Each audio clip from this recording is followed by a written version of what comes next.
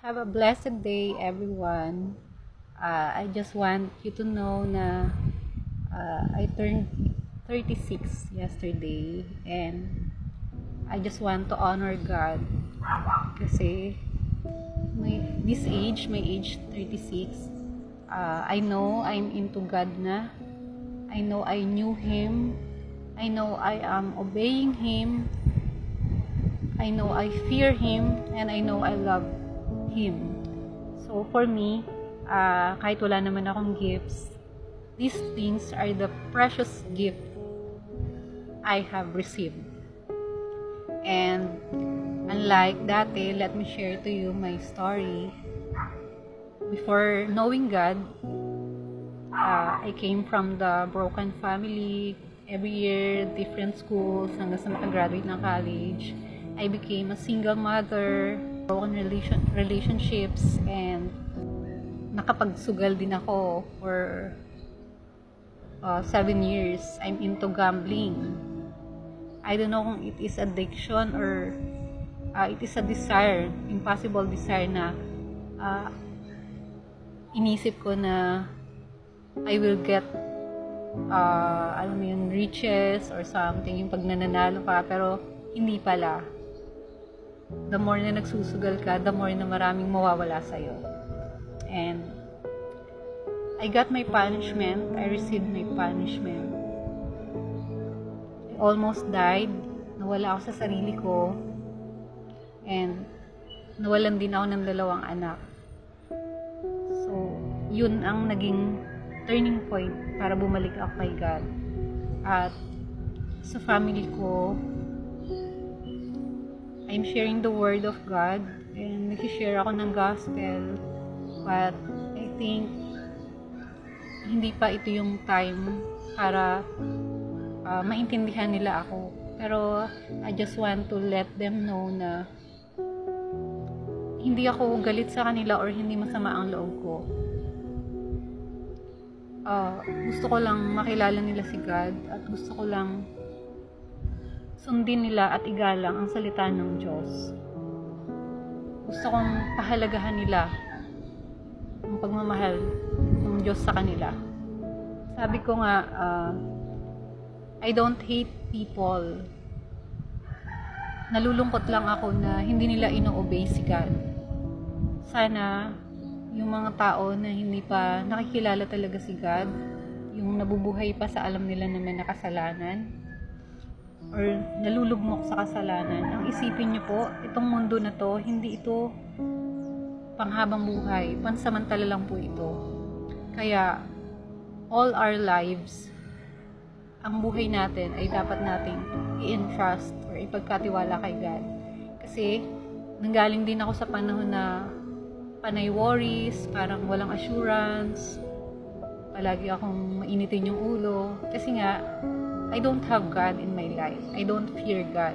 I don't trust God. So, sana guys, dumating kayo sa point na magta-trust na lang kayo kay God. Yung hindi na kayo mag-worry kung ano ba yung kakainin nyo bukas or yung puro utang kayo. Kasi, wala nang magagawa yung worry. Sabi nga is, hindi makakadagdag kahit 1 segundo sa buhay natin yung pag-aalala at yung kalungkutan. Kaya kahit ano pa mang mangyari sa buhay nyo, siguro naman yung nangyari sa buhay ko sa ibang mga nanay dyan, kung iisipin ninyo, diba, impossible na nakukuha ko pang ngiti, nagiging positive pa ako kahit 2 anak yung namatay sa akin. So, tas wala pa akong work, diba? Kung magagawa to without God at kung wala ang pagmamahal ni God sa akin. Nagtitiwala ako ng buong puso ko kay God. Sana ganun din kayo. Walang magagawa yung kakaisip natin sa problema. Pero hindi ko naman sinasabi na huwag kayong maghanap ng trabaho, maghilata lang kayo. Diba? Normal, malulungkot pa rin kayo minsan pag merong disappointment, kung ano may problema kayo sa asawa nyo, may problema kayo sa anak nyo, may mga utang kayo. Pero walang magagawa yung worries nyo. Sabi nga pati ni God, huwag kayong matakot sa pumapatay sa katawan ng tao. Ang matakot kayo ay sa pumapatay ng spirito. Anong ibig sabihin nun? Matakot tayo ay sa paghuhukom ng Panginoon. Kasi, ano ba naman yung 100 years dito sa mundo? isasakripisyo nyo na sundin. Yung natitira nyong buhay, palagi na 30 years pa yung natitira nyo, 70 years or something. Ano ba naman yung isakripisyo nyo yung, kunwari, hindi na kayo maglalasing. Hindi nang bawal, umaga, pwede kang tumagay, 2 tagay, kung may occasion, ganyan. Pero yung maglalasing ka, walang taros na pagsasaya, paulit-ulit kong sinasabi to sa video ko, yung mga kasalanan na kinasusuklaman ng Panginoon. Hindi ko na uulit-ulitin. Alam niyo naman sa sarili niyo kung ano yung ayaw ng Panginoon. Ano ba naman yung isakripisyo niyo, yung natitirang buhay niyo para sundin siya, kapalit ng unlimited na or eternity na buhay, pangalawang buhay. Anong gusto niyo? Magsasuffer kayo sa impyerno ng never ending, ulit-ulit? Sabi ko nga sa family ko, na-experience ko na kung paano i-torture, paano yung torment sa hell. Nung nawala ako sa sarili ko, I experienced hell. Siguro pinaranas talaga ni God sa akin. Pa lang yun, patikim pa lang yun, kumbaga. So, talagang naranasan ko yung parang sinusugod ako ng mga demonyo, pinapahirapan nila ako, gusto nila akong patayin. Alam nyo ba yung mga demonyo? Si Satan, galit na galit sa image natin kasi si God yung nakikita niya sa atin. Kasi kawangis tayo ni God. Kaya ang goal niya talaga is patayin tayo. So, gustong-gusto niya, pag nililin lang niya tayo. Gustong-gusto niya pag nagagalit tayo, nagsisinungaling tayo. Kasi, feeling niya, nagigain niya yung spirit natin. Kumbaga, madadamay tayo sa punishment niya. Alam niya kasi na paparusahan siya na itatapon siya sa naglalawang apoy.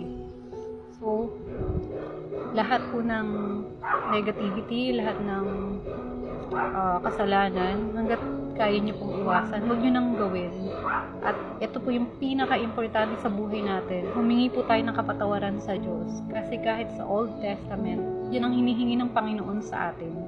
Humingi tayo ng kapatawaran sa Kanya at manumbalik tayo sa Kanya. Kasi kapag nagawa natin paglabanan yung mga kasalanan na kinahuhumalingan natin, pag napagtagumpayan natin yun, meron tayong reward. Ito yung eternal life.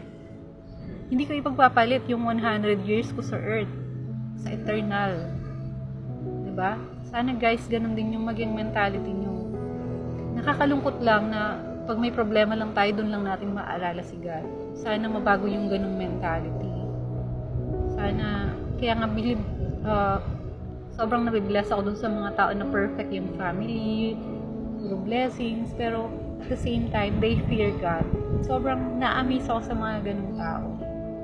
Sana, wag na kayong gumaya sa akin na hinintay ko pa na maparusahan ako bago ko makilala si God. Ito yung, sabi ko nga, yung pagkakilala ko kay God, ito yung best gift I've ever had in my life. Kaya to all my family, hindi ako mag-apologize pag-share ng truth about kay God.